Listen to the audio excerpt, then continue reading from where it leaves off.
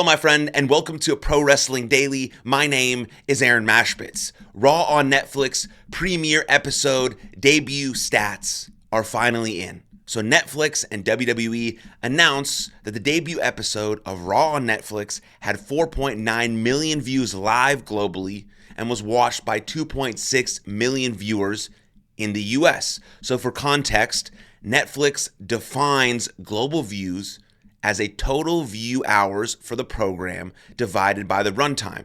So here's some premiere stats sort of in a nutshell. Again, 4.9 million views, 2.6 million households. WWE Raw trended for 14 hours on X, formerly known as Twitter, and it had 223 million social media views on the day of the premiere. So also for some context on some other Netflix live shows, let me read you this excerpt that Netflix put out about their shows and their streaming services. So this is the latest push by Netflix into live streaming. Previously, the streaming site aired a boxing match between Mike Tyson and Jake Paul that drew an estimated average minute audience of 108 million live viewers globally. The event peaked at 65 million concurrent streams, with 38 million concurrent streams in the US. Over Christmas, the NFL matchup between the Baltimore Ravens and the Houston Texans averaged 24.3 million viewers on Netflix, while the earlier Chiefs-Steelers bout brought in 24.1 million viewers. So what that means is there's so many more people who could potentially start watching professional wrestling, specifically WWE. And these are absolutely amazing debut and premiere stats for WWE and the flagship program of Monday Night Raw. 4.9 million viewers. I don't think they've gotten that number since 2019, I believe, is what I saw in the Variety article. And so that's huge numbers. And obviously we saw 65 million people watch Jake Paul and Mike Tyson. I think Mike Tyson can be brought back to the WWE to be a big draw. We already have Jake Paul's brother, Logan Paul, inside of WWE. So there's much more that we can do. I say we as just a fan and a commentator of the subject, but we can get much more people involved in professional wrestling. The only reason I say that is because I want people to enjoy the amazingness, the entertainment, the excitement, the storylines that WWE Raw has to offer. And getting 4.9 million views on your debut episode is amazing, but you can see the reach that Netflix has is pretty freaking incredible. 68 million views with the boxing match, 24 million views with NFL. They're trying to reach a global audience, and there are still some countries that they don't even stream live in. And so this is just a small number where it could reach really globally, because WWE is sort of a global brand. They do shows really everywhere, but the 4.9 million views is huge. It's a good starting point. It's a good launching pad to gather more views. I don't know if it'll ever reach sort of the level of the Mike Tyson-Jake Paul fight. That was absolutely insane with 68 million views, but I think it can reach 5 million, 6 million, 7 million, 8 million, 9 million, 10 million, and then more people are falling in love with this beautiful thing of professional wrestling, which really leads me to my next point on a more tricky topic and something that needs to be discussed more heavily, which is this online discourse in professional wrestling. I mentioned that WWE Raw was trending on X or Twitter. What also happens a lot on Twitter or X is this discourse surrounding professional wrestling. Now, as a caveat before I jump into this subject, I am not talking about in-person interactions when, airports and hotels and all these sorts of things that happen between fans and wrestlers. I will cover that in a different video at some point because it's something that needs to be discussed, and there are some things that are crossing boundaries and crossing the lines when it becomes with fans and wrestlers. But again, different subjects, solely focusing on the online discourse in the professional wrestling community, whether that's independent, AEW, WWE. It's all sort of the same universe on this Twitter or X or whatever you want to call it, because there's a lot of conversation, because wrestling has now turned into something where you really can connect with your fans and the fan base and the followers and talk about things online. The internet has become an integral part of whether that's pushing a story, whether that's pushing a character. I mean, we saw this cool little angle between Kevin Owens and Cody Rhodes start from some backstage footage from a fan cam that got posted on the internet.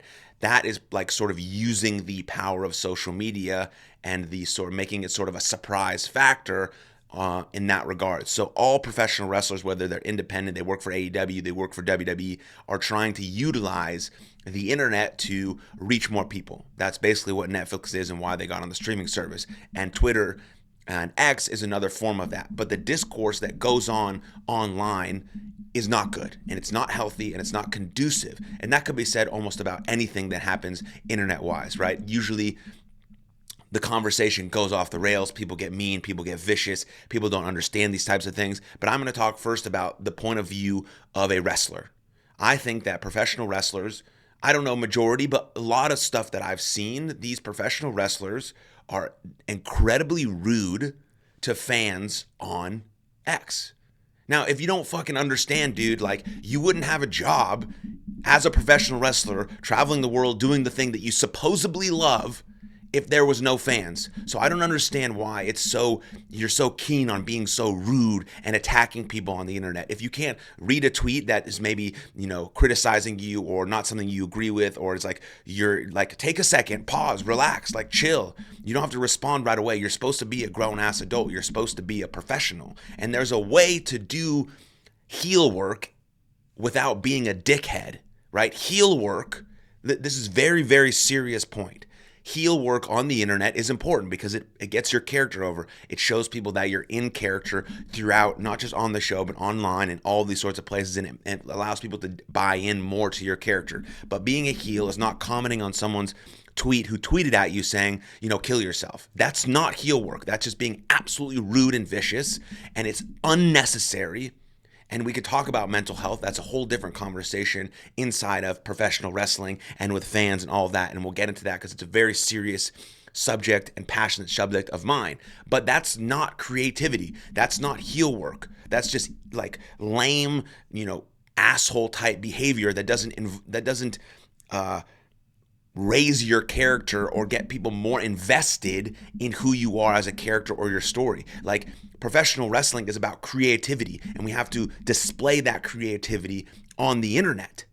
When people respond with criticism or feedback, or they say great job, all you got to do is say thanks, or you don't reply at all. There's no reason to be rude to the fans that come to your show that generally pay your bills. Now, again, I know things happen in person. Like I said, I'll talk about that at airports and hotels that are out of line and across boundaries. And I know some people on the internet can also be very critical, and maybe they've never been inside of a professional wrestling ring, but they've been watching wrestling their whole life, and they feel like they own or owe you something, or like they know better than you. You just have to take it in stride, because you have to realize that you're only really doing this thing that you love, professional wrestling, because there are fans who also love the same thing. And so we have to be creative with the way we respond on the internet and make the online discourse more conducive to more fans wanting to join the discourse. If everyone just sees it as toxic and mean and everyone's an asshole, then no one's gonna, want to join the discourse and